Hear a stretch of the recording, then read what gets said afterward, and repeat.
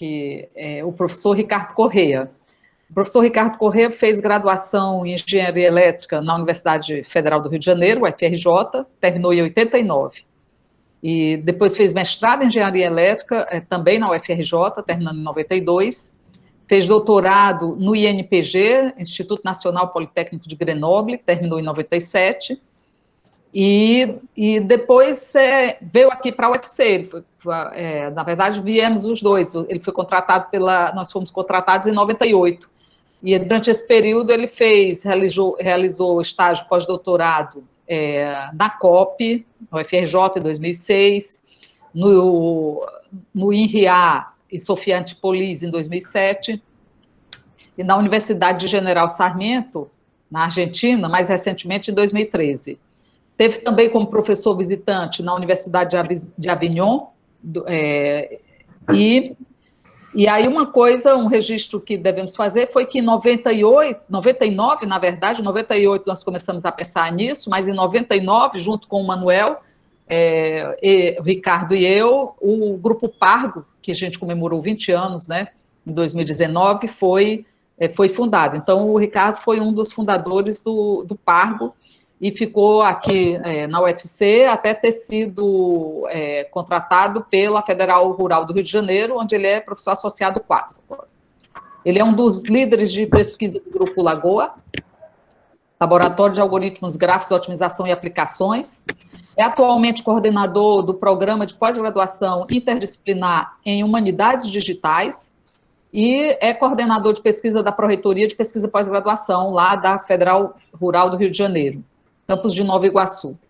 Tem experiência na área de computação, com ênfase em algoritmos, computação de alto desempenho, paralelismo e otimização combinatória. Mas é preciso registrar, né, o Manuel vai concordar comigo, e quem conhece o Ricardo concorda comigo, que ele tem uma formação muito ampla em todos esses temas, é capaz de trabalhar com pessoas de todas essas áreas, e é um grande prazer recebê-lo aqui, onde ele vai nos ministrar essa palestra. Obrigada, Ricardo. Não, sou eu que agradeço. Você já traçou um histórico aí, podia ter economizado nas datas, mas tá bom. E é sempre um prazer, né, estar aqui de volta. Sempre que vocês generosamente me convidam, é um prazer estar aqui. Só para complementar essa historinha um pouquinho, só para lembrar que em 99, o Manuel estava nessa também, né? Quando a gente chegou, né, nós passamos pela situação, enfim, na UFC era um mestrado ainda incipiente, né, muito, muito novo ainda, e nós tínhamos a situação de instalar um grupo de pesquisa. Né? Tivemos, naquele momento, a questão de como é que a gente se organizava, como é que a gente encontrava temas em que o tema todo o grupo de pesquisa e que pudesse abrigar todos os nossos interesses. Né? E foi assim que nós começamos o nosso trabalho. Aliás, deve ter mais gente aqui que estava lá naquela época, como aluno, mas deve ter mais gente aí. E que teve êxito, né? Muito êxito. E agora foi em 2015, né, que eu me mudei para Rural, como ela é chamada, e chegando lá, novamente, um grupo jovem há bem menos tempo do que eu, né? E que, pela minha experiência, né, retornei à condição de imaginar um formato que pudesse congregar e fortalecer grupos de pesquisa e a pesquisa em computação na Rural. O contexto é um pouco diferente. Eu estou num campus, nosso departamento está num campus que abriga um instituto chamado Instituto Multidisciplinar, e que tem um perfil difícil de encontrar, porque nas mesmas instalações físicas estamos nós na computação, mas diversas áreas de humanas, né? Principalmente história, direito, geografia, letras, entre outros. Então, isso nos fez conviver diariamente, e assim surgiu a ideia de montar uma equipe, um mestrado com perfil inovador, no Brasil, certamente, buscando um espaço, né, para aquela equipe jovem de computação. Lembrando que no estado do Rio de Janeiro já é super populado de programas de pós-graduação consolidados, né? E assim começou essa nova aventura, agora mudando um pouco a área, embora a experiência em computação continua sendo bastante útil. Então, eu vou falar um pouquinho dessa área e tentar passar uma ideia de como é a interação dessa área com a ciência da computação e as oportunidades que ela abre, né, para todos que trabalham em computação, e mesmo com certa ênfase na teoria também, porque já que é um encontro de teoria da computação, né? Então, eu vou tentar traçar um panorama, né, por que esses dois termos se uniram, né, humanidades e digitais, que é uma coisa que já tem alguns anos e bastante relevância em outros países, e que no Brasil está começando ainda. Então, vamos tentar ver o que é essa área, como é que a computação interage com essa área, o que pode fazer com a computação aí. Muito bem, então vou começar, se eu conseguir aqui fazer o negócio andar. Vamos começar pelo primeiro termo, que é humanidades, né? Bom, eu não tenho, evidentemente, a ambição, porque não é o momento, eu também não sei se sou credenciado para isso, certamente não, fazer uma discussão da filosofia da ciência sobre o que é a disciplina de humanidades, o que são essas disciplinas, né? Basicamente, existe... Bom, é difícil dizer que existe consenso, né? Há muita controvérsia, mas a gente pode dizer que a humanidade é a união das ciências sociais e das ciências humanas. Essa forma de colocar as coisas, novamente, não é consenso, tá? Isso, alguém pode querer brigar comigo aí, porque há muita controvérsia, mas, de uma forma geral, as ciências sociais reivindicam o perfil mais próximo ao que a gente conhece como ciências, por, supostamente, empregar o método científico, né? Muitas vezes isso é questionável, claro, porque os experimentos raramente podem ser reproduzidos, enfim, há uma série de questionamentos, mas é a forma como eles procuram se diferenciar das outras ciências, das ciências humanas. Geralmente, as ciências sociais têm muitas vezes, né, se enxerga as ciências sociais dividida em ciências sociais e ciências sociais aplicadas, por isso que eu destaquei algumas aqui, que são mais vistas como áreas das ciências sociais aplicadas. Bom, as ciências humanas não teriam essa característica de seguir o método científico, novamente nessa classificação aí um pouco controversa, mas o objetivo não é aqui nessa conversa, não é entrar nessa discussão, mas colocar todo esse conjunto sob o termo humanidade. E, na verdade, o que a gente pode olhar, né? O que a gente pode ver como unindo tudo isso. Quer dizer, são todas as disciplinas cujo objeto de estudo são o que a criatividade humana produz, o que nós temos de diferente como espécie, a nossa capacidade cognitiva, e o que isso produz individualmente ou coletivamente, né, na forma de agrupamentos sociais ou sociedades, e os seus comportamentos dinâmicos, né? Então, as diferentes áreas da humanidade fazem esse estudo, observam isso sob diferentes prismas, né? Algumas são mais dedicadas aos indivíduos, outras a questões mais coletivas, mas todas têm em comum o fato de ter a natureza humana e as suas consequências nos seus comportamentos, tanto individuais quanto coletivos.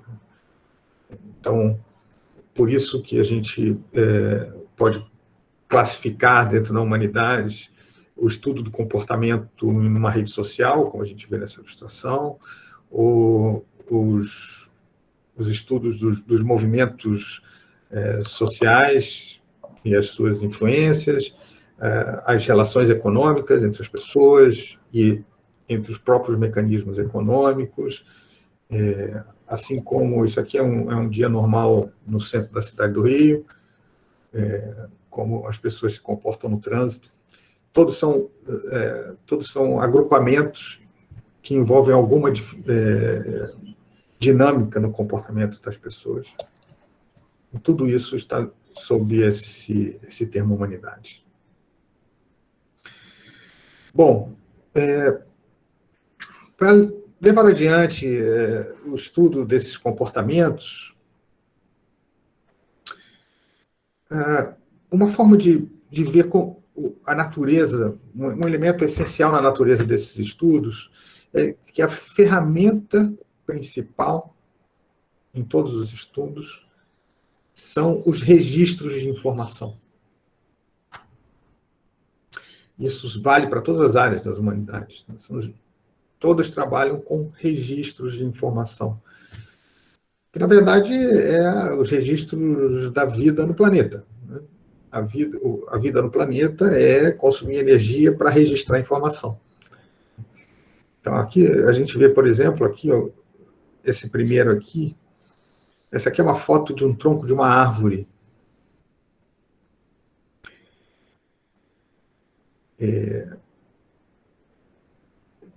Um estudo relacionado a tronco de árvores, né, dos dendrocronogramas, né, é o estudo que retira as informações que estão registradas no tronco da árvore. Uma árvore, ao longo da sua vida, gasta energia que ela retira do sol, da água, criando continuamente diferentes camadas no seu tronco, uma depois da outra. E esse conjunto de camadas guarda informações sobre o clima, sobre os períodos da chuva, sobre os períodos mais secos, sobre temperatura e diversas outras informações. Então, e essas informações são registros importantes, muitas vezes, no estudo de comportamentos humanos. A área forense, por exemplo, estuda muito isso. Até na investigação de comportamentos, ou mesmo de crimes, isso tem aplicação na área forense. Ou aqui, esse registro não tem a intervenção humana, né? É um registro feito sem a intervenção humana, apesar de somente a mente humana é capaz de resgatar esses registros, mas tem outros que são feitos com a intervenção humana, e esses mais claramente têm relação com o estudo do comportamento humano, né? E isso data de muito tempo. Essa figura é uma caverna em Lascaux, na França, sem trocadilho, e data de, não sei de cabeça, uns 15 ou 20 mil anos, e que conta a história, né? Então, antropólogos, por exemplo, usam esses registros para fazer seus estudos do comportamento das pessoas que viviam nesse tempo e nessas cavernas. Aqui a gente está falando de registros que são externos ao corpo humano, né? É feito pela intervenção humana, mas externamente. Agora, há registros também que são feitos no nosso próprio corpo, organicamente, né? Nisso que a gente tem aqui dentro do crânio, que é o cérebro. Nós passamos a nossa vida gastando energia, né? O cérebro é o que mais gasta energia no nosso corpo, justamente registrando informações que se tornam conhecimentos, informações que podem ser recuperadas, às vezes, na forma de linguagem do nosso idioma, por exemplo, mas pode ser também recuperadas na forma de imagens ou na forma de emoções, enfim. Há uma série de informações que estão registradas no nosso cérebro que a gente recupera e pode expor. Então, aqui a gente vê um linguista famoso, né? Quem não conhece, é o Chomsky, chamado,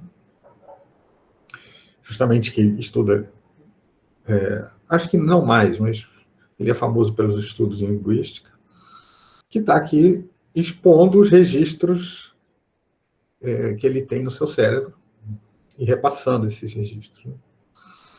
Justamente em estudos numa área de humanidade. Novamente, registros que eu acho que esses são servidores da Google ou de uma outra grande empresa, qualquer dessas. Novamente, são registros aqui uma quantidade enorme, né, mas feitos externamente ao corpo, né? Então, a área de humanidades, as áreas, diferentes áreas de humanidades, usam esses registros de informação como a sua ferramenta de estudo. Então, o comportamento é analisado a partir desses registros. E aqui um comentário, né? Muitos desses registros, aqui eu até comentei ali a forma de linguagem, mas não necessariamente, muitos desses registros funcionam, e é por isso que eles são ferramenta de estudo na área da humanidade, principalmente, porque eles funcionam como intermediação das interações humanas, né? Esse nosso próprio... Aqui, o que nós estamos fazendo aqui agora, é uma forma de interação humana intermediada por diversos registros, né? O registro da própria criação e expansão do universo, que nos fez chegar numa galáxia e nos fez girar em torno do Sol e em torno do nosso planeta, girar em torno do Sol e do seu próprio eixo. E com isso, esse é um registro, como disse, da criação e da expansão do universo,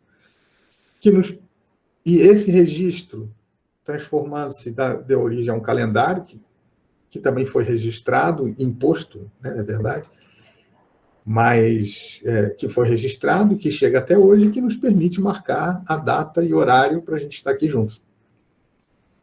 Então, está aí um exemplo de um conjunto de registros de informação que servem de intermediação nas interações humanas. E se as humanidades estão interessadas em estudar as interações humanas, são exatamente esses registros que são a ferramenta. Bom, com isso, surgiu há algum tempo, e também faz parte das humanidades, já que é uma ferramenta tão importante,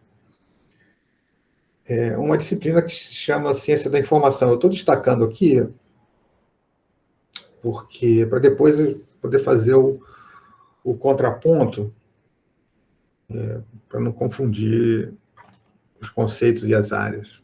Opa, barrei aqui. A ciência da informação o objeto de estudo são exatamente a informação. Mas, na verdade, o objeto é todo o processo de registro e transformação que uma informação passa. Esse é o objeto de estudo da ciência da informação. Aqui, nessa primeira imagem, por exemplo, a gente vê o trabalho de um arqueólogo num sítio arqueológico, que está repleto de informações registradas lá, e ele está lá trabalhando, retirando essas informações, né, e transformando em novos registros de informação, seja sob a forma orgânica, né, porque ele transmite isso oralmente a outras pessoas, como também, possivelmente, na forma de textos escritos, usando um idioma. Então, aqui a gente tem informações que estão presentes no próprio sítio, que sofrem uma transformação e que, posteriormente, podem sofrer novas e novas transformações. Então, é esse processo de transformações que a informação sofre, que é objeto de estudo da ciência da informação. Aqui são manuscritos do Einstein em um museu em Israel. Novamente, é a mesma história, né? A gente tem aqui informações registradas, né, orgânicas no cérebro de Einstein, que transformou em novas informações, que registrou em papel. O próprio fato de estar escrito de uma certa forma, num certo tipo de papel, tudo isso também são registros de informação, e que se transformam e que se comunicam ao longo do tempo, aqui na forma de um museu.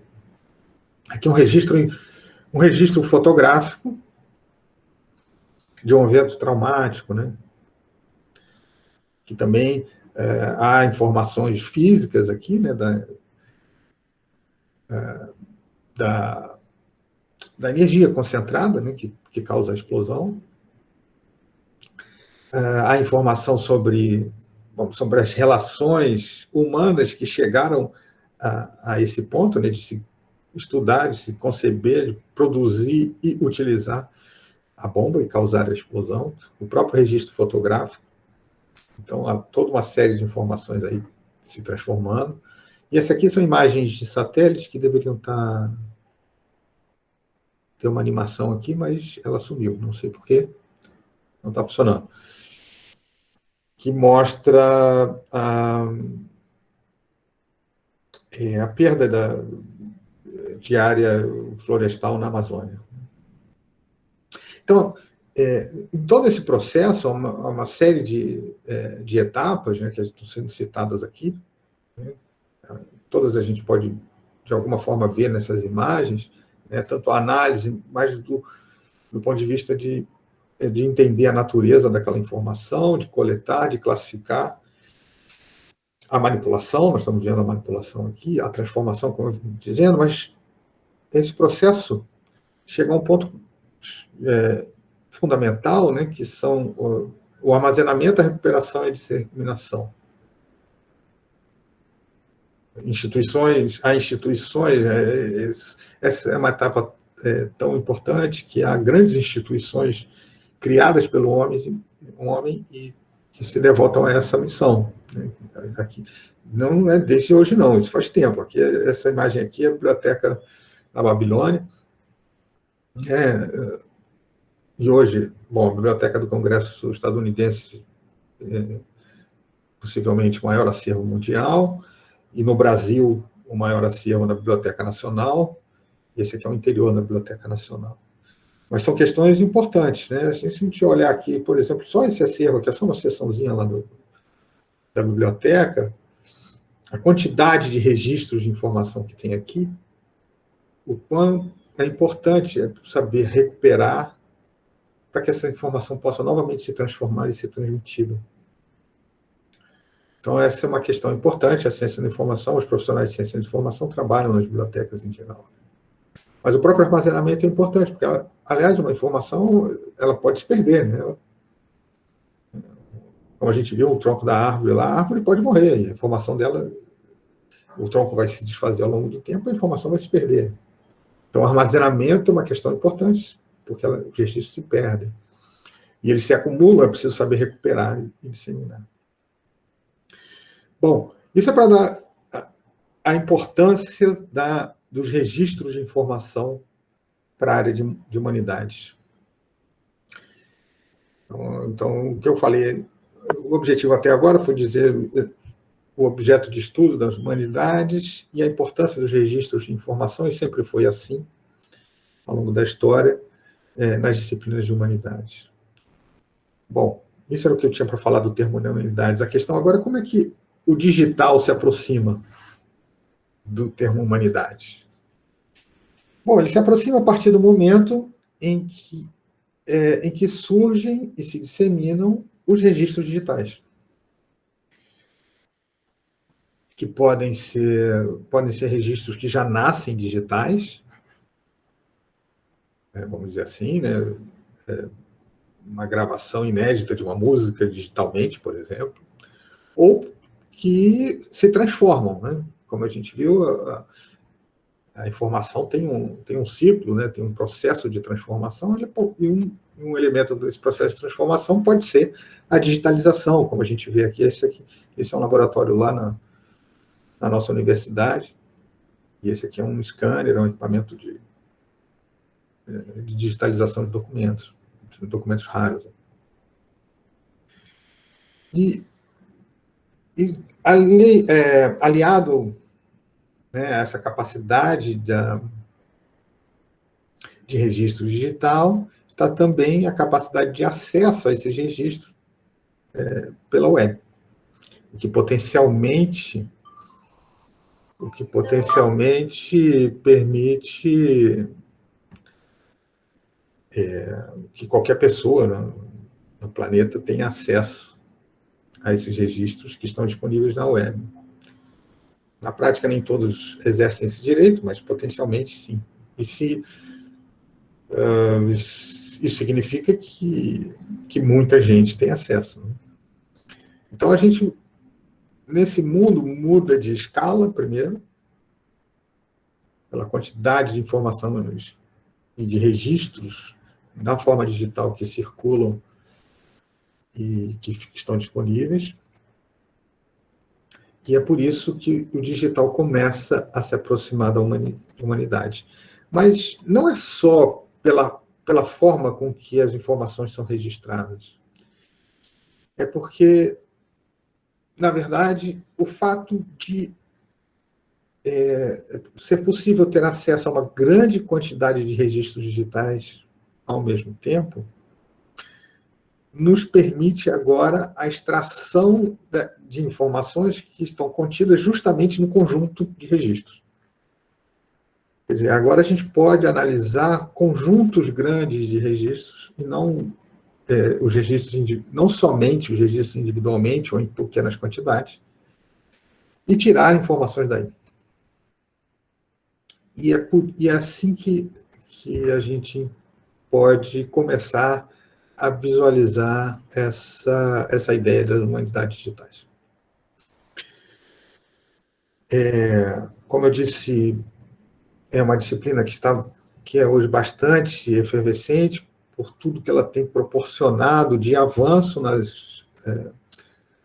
no sentido de um aumento no espectro de possibilidades que as disciplinas de humanidades agora têm à disposição nos seus estudos. Muitos estudos hoje são possíveis e não eram antes dessa era dos registros digitais. Então, isso de um lado impulsionou a humanidade e deu tem dado, né, vitalidade e impulso a que essa área se desenvolva mundialmente. Mas também, agora a gente chegando à computação, né, nós que estamos mais ligados ao termo digital, também traz muitos desafios e novos problemas na área da computação. Então, a gente começa a chegar nessa fronteira, nessa interação da computação com a área de humanidades digitais. Bom, a gente poderia falar aqui, eu estou vendo o tempo, eu estou controlando, a gente poderia elencar aqui uma série de áreas da computação e a sua interação com humanidades digitais. A lista é enorme, praticamente todas as áreas, de alguma forma, podem interagir e o fazem. Mas, bom, procurando tornar a coisa um pouco mais restrita, para a gente poder falar um pouco melhor, e também para estar mais próximo das áreas que a gente tem acostumados, né? Vamos começar a restringir esse domínio, né?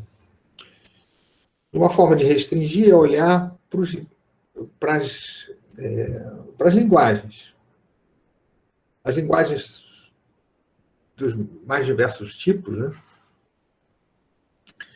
Mas que são usadas para registros de informação. Como a linguagem musical, uma linguagem artística,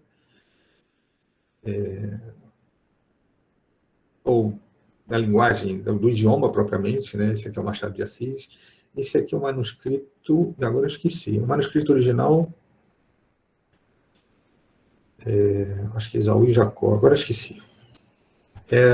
Está disponível na ABL, né? Academia Brasileira de Letras. E a oratória também, né? E de várias outras. E por que que eu estou me restringindo a isso? Porque tem uma característica interessante para a gente de computação, porque as linguagens, sobretudo os idiomas, né, é uma característica humana, do nosso cérebro, né? A capacidade dessa construção dessas estruturas recursivas presentes nos idiomas é uma capacidade do cérebro humano. E que é de difícil compreensão em toda a sua abrangência, né? Por isso, porque envolve... Bom, a gente sabe, né, ou já ouviu falar, né, da incompletude, né, do teorema da incompletude, de que um sistema, digamos, formal, né, não consegue explicar totalmente a si mesmo, né? Então, a gente pode, por causa disso, extrapolar e imaginar que não é muito fácil para o nosso cérebro conseguir alcançar a sua própria capacidade inerente e inédita, né, e exclusiva, que é da linguagem. Então, é um domínio que é pleno de subjetividades e incertezas e imprecisões.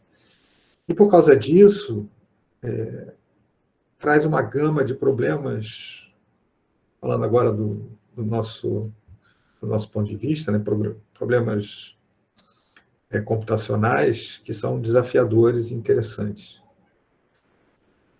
Então, por isso que eu vou continuar a exemplificação desse panorama de humanidades digitais, me restringindo a aplicações que utilizam linguagens como registro. E nesse universo há uma enorme gama de abordagens e ferramentas e métodos já desenvolvidos. A área de humanidades digitais é principalmente populada por profissionais de origem nas humanidades. E não só, mas há uma população grande de pessoas nessa área que se aproximam para ampliar o seu escopo de atuação nas áreas de humanidades. Então, muita coisa tem sido trabalhada e feita para que esse perfil de humanidades digitais possa atender a essa comunidade. Porque é uma área, como a gente está tentando caracterizar aqui, mas é uma área ainda na sua infância, não está plenamente caracterizada, então a gente dificilmente encontra esse perfil de formação, alguém que seja formado em humanidades digitais e que possa dominar esse meio campo.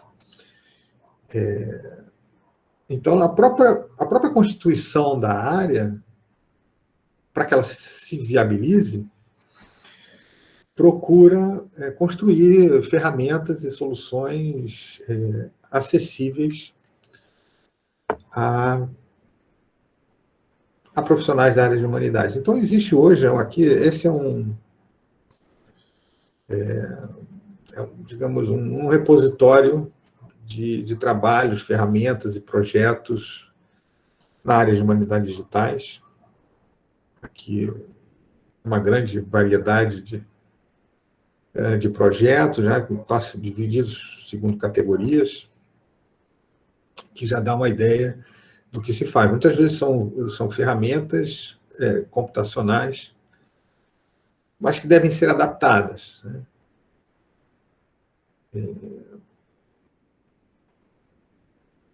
E por que devem ser adaptadas?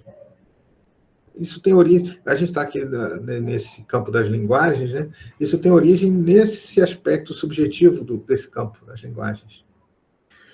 Como são questões realmente complexas e difíceis, não existem ferramentas que resolvam os problemas de maneira perfeita e genérica. Isso não existe. Não existe. O que se faz, isso é a nossa cultura, né? Na computação, por exemplo, em outras áreas correlatas, como na matemática, na estatística, o que fazemos é formular problemas específicos, e para esses problemas específicos a gente consegue dar alguma solução, nem sempre perfeita, mas alguma solução.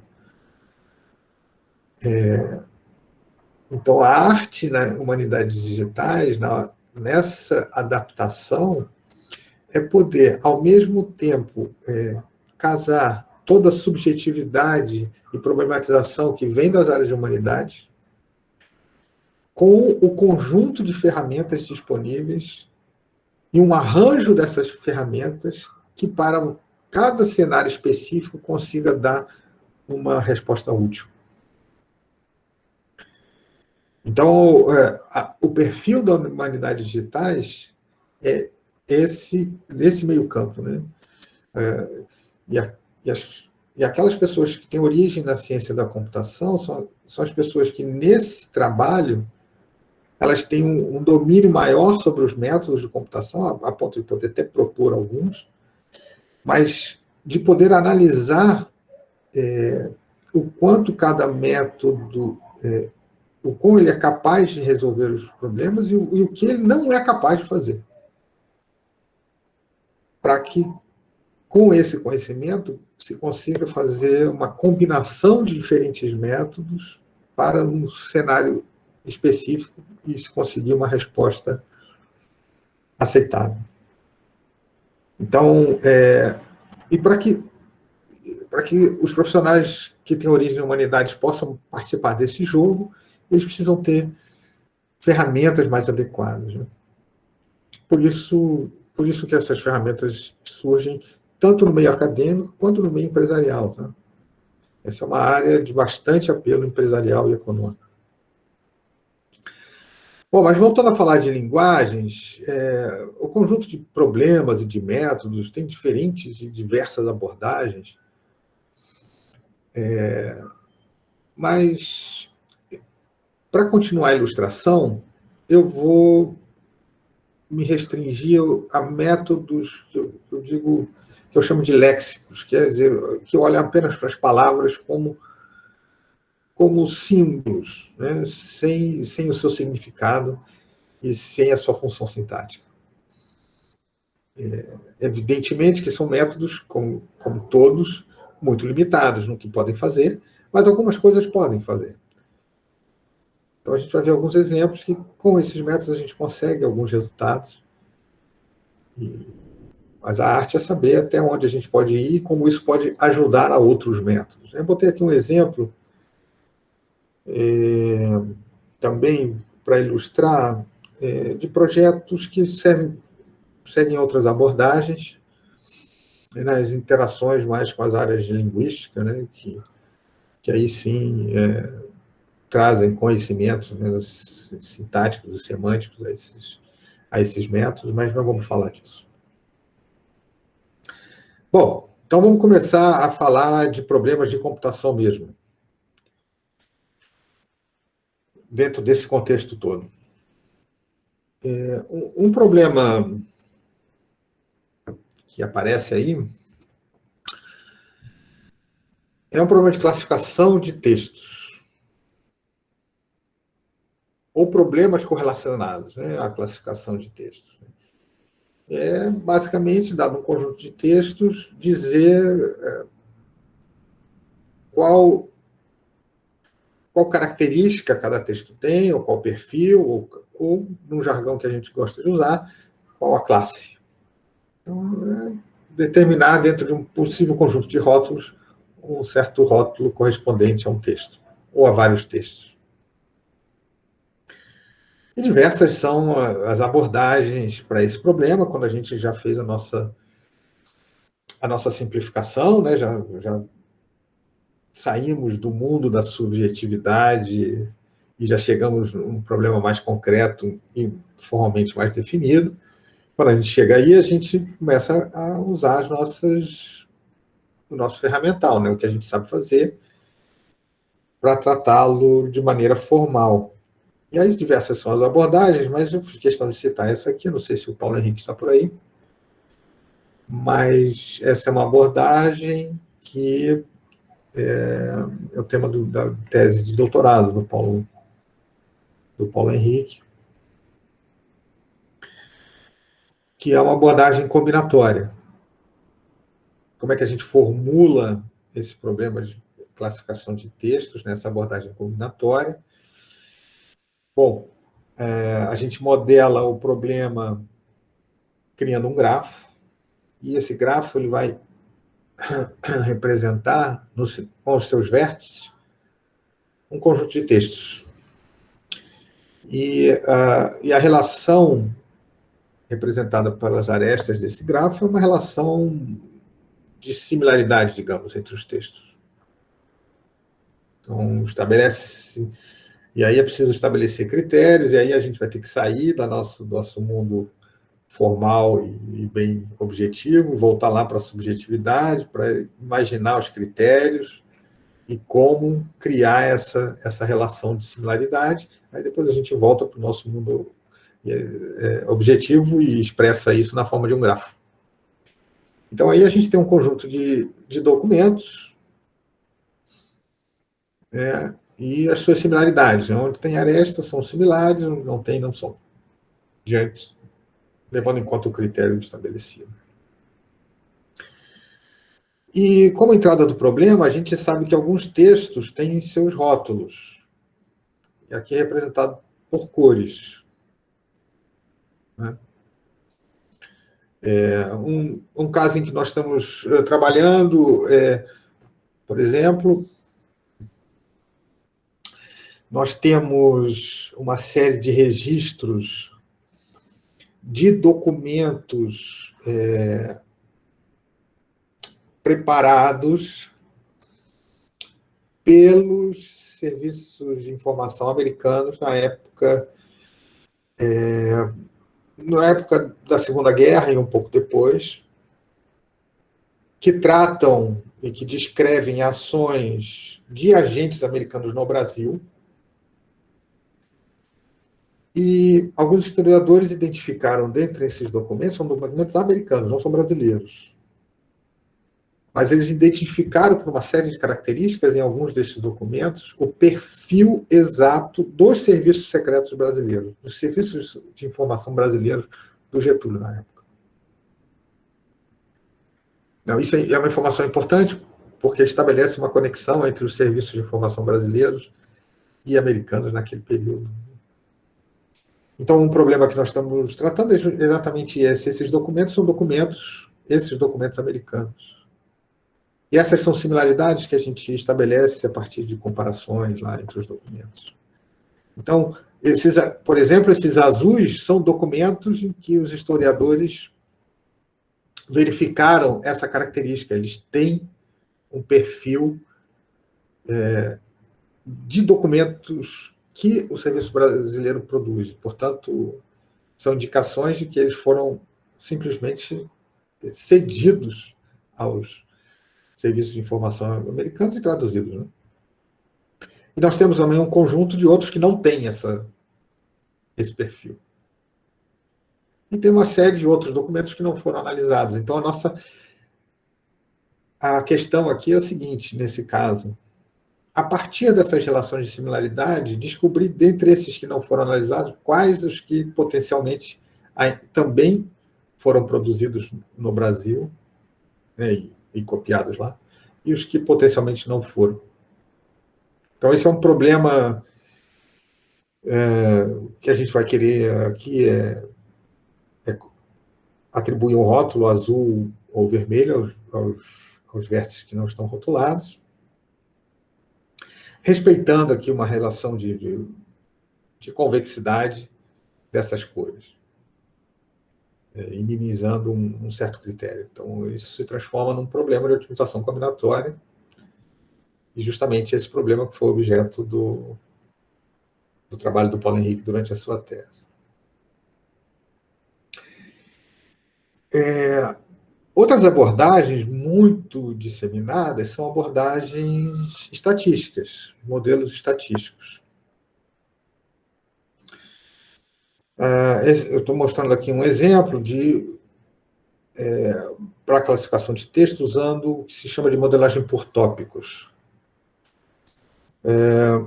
Bom, eu vou ter que acelerar um pouquinho, mas a modelagem por tópicos busca, a partir de um conjunto de textos, identificar os tópicos com os quais os textos foram construídos. O que a gente parte de uma premissa aqui é de que todo texto ele é construído a partir de uma certa combinação de alguns tópicos. E se isso é verdade, se a gente tem um conjunto de textos que satisfazem isso, a modelagem por tópicos tenta extrair esses tópicos de um conjunto de documentos. Né? Eu vou pular essa explicação, porque eu já estou com o tempo muito curto, mas esse método deriva de um modelo estatístico. Isso aqui é um modelo que descreve o processo de construção dos textos. Então, a partir desse modelo, ele envolve alguns dados, né? Eu chamo de dados, que na verdade são distribuições de probabilidade, que são usados durante a construção dos textos, né, para escolher tópicos e escolher palavras. Então, esse método funciona para os textos que se enquadram nesse modelo. Né? A questão, então, do método é descobrir, a partir dos textos, descobrir quais foram as distribuições, né, que dentro do modelo geraram os textos com aquele perfil. Bom, mas esse é um método muito conhecido, quer dizer, muito utilizado, né? E eu vou, então, começar a comentar algumas aplicações desse método para a gente tentar ver um pouquinho aquela história que eu disse que nas humanidades digitais a gente tem que conhecer um pouco a parte modelagem na computação, e aqui matemática e estatística, conhecer as suas propriedades e combinar esses métodos para, dentro de um cenário específico em humanidades, conseguir dar uma resposta. E como o tema aqui é falar da computação, né, próximo das humanidades digitais, então eu estou trazendo um trabalho de um aluno de mestrado que que busca justamente ver essa interação entre trabalhos de computação e humanidade. Como é que a gente faz isso? Bom, primeiro a gente pega uma plataforma de gestão bibliográfica, vamos dizer assim, chamada Zotero, que é muito boa, eu até recomendo que tem ferramentas interessantes para quem quiser usar. Então, a gente está vendo aqui, essa Zotero tem um grupo, chamado de grupo, que são uma série, que é formado por uma série de trabalhos, são textos todos, em humanidades digitais. Tá? Só que essa coleção, além de ser humanidades digitais, cada uma das produções nessa coleção está classificada segundo uma taxonomia da área de humanidades digitais, produzida por esse grupo, que é um projeto europeu, chamada de Tadira, que é o Luiz Carlos, que é o aluno de mestrado que está fazendo esse trabalho, que já está tão íntimo dela, que já chama ela de Tatá. Então, todas essas produções já estão classificadas segundo essa taxonomia, né? Então, cada produção já está com um rótulo dizendo de a que item da taxonomia ela corresponde. Aqui são 2 itens. Aqui são o primeiro nível, né, dessa taxonomia, usado para classificar toda essa produção. E aqui é uma outra classe, um outro item. Bom, então a gente usa isso aqui para treinar o modelo baseado naquele método estatístico que está lá. E, o perfil desse conjunto é esse que está aqui, né? Acho que não vamos entrar em detalhe, mas esse aqui é o perfil geral daqueles trabalhos, né? Então, aqui, essas são as diferentes classes, que são os itens daquela taxonomia, e aqui a distribuição da quantidade dos trabalhos naquelas classes, né? Então, a gente tem aqui trabalhos que, inclusive, pertencem a várias classes, né? Isso é permitido. Com isso, a gente treina o modelo. Depois, o que a gente fez? A gente, na Web of Science, fizemos uma busca na área de ciência da computação, em particular, o processamento de linguagem natural, uma série de trabalhos. Eu acho que em torno de 300 trabalhos, se eu não me engano. E fomos ver se nós conseguiríamos classificá-los usando o que a gente treinou aqui, né? O que a gente aprendeu aqui dessas áreas, ou sub-áreas de humanidades digitais, se com isso era possível classificar esses trabalhos, mostrando que eles são trabalhos que estão próximos à humanidade digital, né? E a gente conseguiu, aplicando aquele método, mas eu já estou em cima da hora, mas para chegar aqui a gente precisa fazer uma série de ajustes e combinações de métodos, mas no final a gente consegue classificar. Aqui só tem uma pequena parte aqui, são esses cinzas, que no final ficaram sem classe, quer dizer, são aqueles que aparentemente não têm a ver com nenhuma das áreas de humanidades digitais, mas todos os outros, de alguma maneira, se enquadraram. Então, com isso, a gente está traçando um mapa dessa interação, desse limite, né, das áreas já identificadas em humanidades digitais com a ciência da computação, tomando como base os artigos publicados, né? E observem que eu queria ressaltar, né, novamente, voltando para cá, ressaltar que isso é um método que não leva em conta nenhum aspecto semântico nem sintático.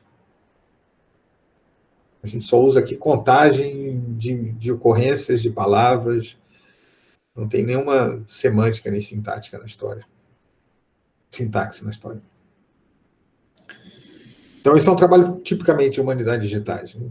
A gente combina métodos que resolvem problemas específicos, configura esses métodos até que eles se enquadrem, essa combinação se enquadre no cenário específico de humanidades que a gente quer resolver e consegue obter um resultado.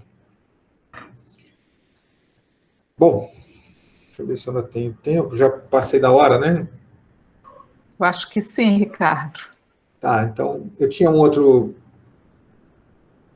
trabalho para mostrar, mas passei do tempo.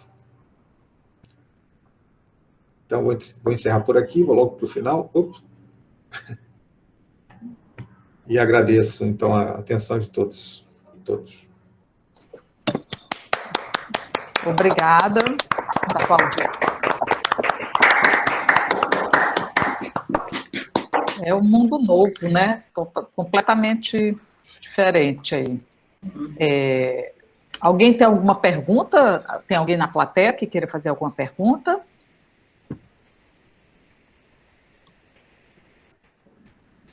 Pode. Posso me arriscar aqui?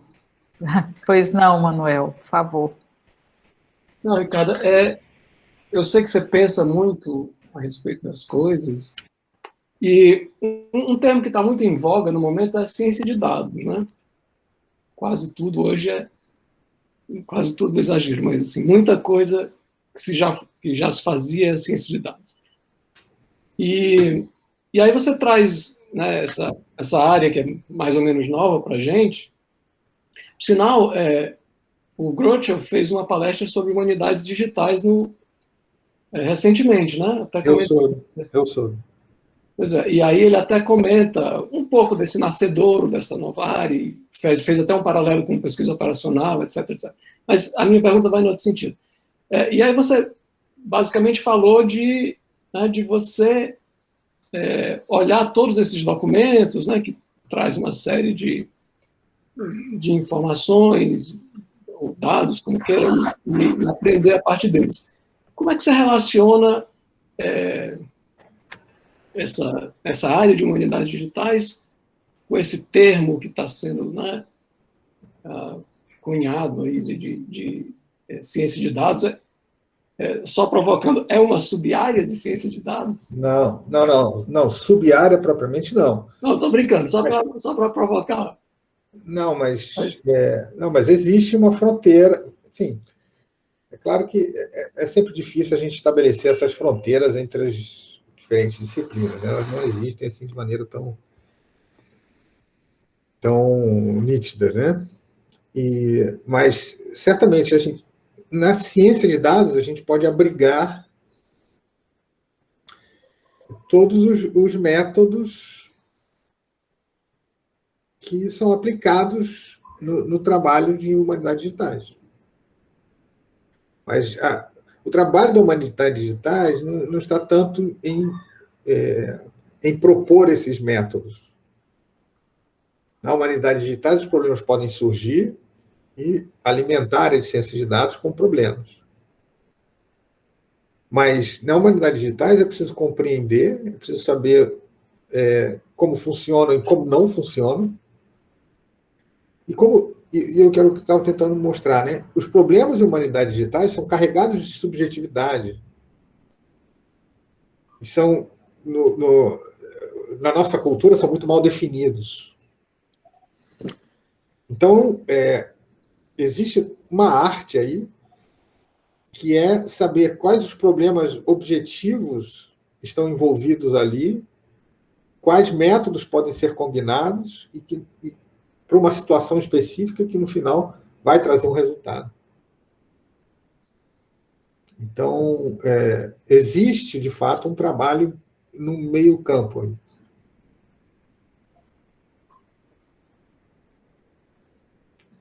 Mas a ciência de dados são as ferramentas, né, os métodos, em geral, estatísticos, né? Certo. Bom te ver, hein? Uhum. Alguém tem mais alguma pergunta? Então, diga, Roberto. Bom, Ricardo. Eu tenho uma dúvida, que ela é mais elementar, na verdade, né? Que eu acho que a minha dúvida é a seguinte: existe um problema claro de modelagem, né? Que eu acho que quando você não está as coisas bem definidas, eu acho que esse é um primeiro passo, né? Você tentar modelar aquele negócio. Lógico que toda modelagem vai cortar, vai restringir. E um segundo momento, talvez, o de aplicar, de conhecer e aplicar métodos, né? Então, eu queria saber se tem mais, assim, e se existem problemas que, ou não sei, assim, né? Não conheço a área. Então, que vem da unidades digitais, onde quando você formaliza, não existem soluções, assim, no sentido mais matemático, e aí você tem que pensar em soluções, ou em geral já existe alguma não, vamos pensar nas linguagens, por exemplo, no processamento de textos, linguagem natural. Isso é algo... Veja, pensa bem, a computação e os computadores são máquinas criadas por nós, portanto, são expressão do que nós somos capazes de compreender. Agora, a linguagem é produto do nosso cérebro que nós não somos capazes de compreender. Você vê que é um gap aí, né? Então, só o que tem é problema que não tem como resolver.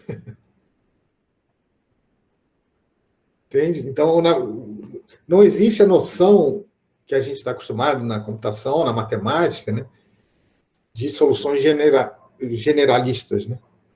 A gente formaliza bem um problema e dá uma solução que... Enfim, a própria formulação do problema procura ser o mais abrangente possível, né? Quando você entra no terreno das humanidades, isso não existe.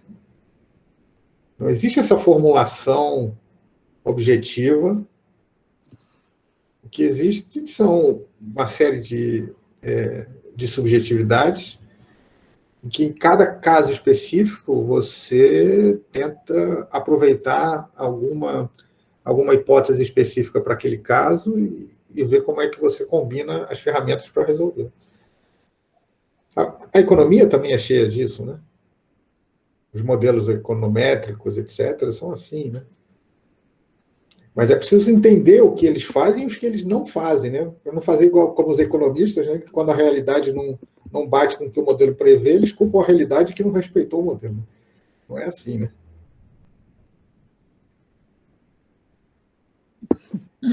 Obrigado, Ricardo. Obrigada, Ricardo. Bem, alguém mais tem alguma pergunta? Eu tenho, mas eu estou preocupado com o tempo, então... Mas não tem mais tempo, não tem mais tempo. Tá, eu vou fazer uma pergunta, na verdade, uma pergunta meio provocação. Eu trabalhei em processamento de linguagem natural e inteligência artificial, e a gente vê muito trabalho de computação aplicada a áreas das humanidades. E a minha pergunta é de cunho meio pragmático, assim, que eu vejo muito, às vezes, uma tendência, principalmente com a aprendizagem de máquina, a uma tendência ao computacionalismo, achar que jogar computação nas coisas vai resolver o problema das humanidades, né? E a gente, em computação, eu acho que não sabe muito ainda trabalhar interdisciplinarmente. A gente ainda está aprendendo em várias áreas. Então, minha pergunta é, como é que a gente consegue trabalhar numa área de humanidades que é difícil, realmente, porque os problemas são complexos e muito sutis, de forma efetiva, de efetivamente dar uma contribuição para as áreas, mas sem cair nessa cilada do computacionalismo, de achar que nós estamos trazendo soluções para os problemas, tentando reduzir esses problemas sutis a coisas muito controláveis, assim. Não é uma coisa que eu acho que existe uma solução, mas você tem alguma pista de como é que a gente pode fazer isso de forma melhor? Como fazer, eu não sei, mas o fundamental, e isso é uma questão justamente como a área está se moldando, né? Então, uma das questões é qual é o perfil de formação. E uma questão fundamental nesse perfil de formação que, aliás, eu fiz a brincadeira aqui com a economia, mas é um defeito na economia, que é uma formação teórica sólida a ponto de saber, qualquer modelo, qualquer método que se usa, quais são as suas premissas. E quais os resultados que você pode obter se as premissas forem satisfeitas. Ultimamente tem sido muito comum a gente, porque a imprensa entrou nisso, na questão da pandemia, né? E aí se criticam, por exemplo, estudos epidemiológicos que previram isso, aquilo, e não aconteceu. Mas é porque a imprensa não menciona. Todos esses estudos mencionam quais são as premissas. Aquele modelo tem premissas. Então, eles saber usar o modelo é saber quais são as suas premissas e qual a utilidade que você pode ter ao traçar cenário conhecendo essas premissas. Agora, se elas não forem satisfeitas, o modelo não vale. Então, o fundamental é isso. É preciso saber. A gente está aqui num evento de teoria da computação, né? Então isso vale para a computação. Ter uma formação teórica sólida para entender o que são os modelos, quais são as suas premissas, para, a partir daí, você poder entender que contribuição você pode dar e o que você não pode fazer. O que você não alcança. É isso. Obrigado. Ok. Então, acho que é o momento da gente encerrar. Muito obrigada, Ricardo, pela sua participação. A gente sempre tem podido contar com você, então isso é muito bom. Boa sorte nessa nova área, né, e na formação desse grupo aí de pesquisa, mas acho que vai dar tudo certo. É bem desafiador. Isso. Bom, obrigado a todas e todos que estiveram aqui. Me desculpo pelo tempo aí que eu passei um pouquinho. Obrigada a toda a audiência, pessoal, e amanhã temos mais, né?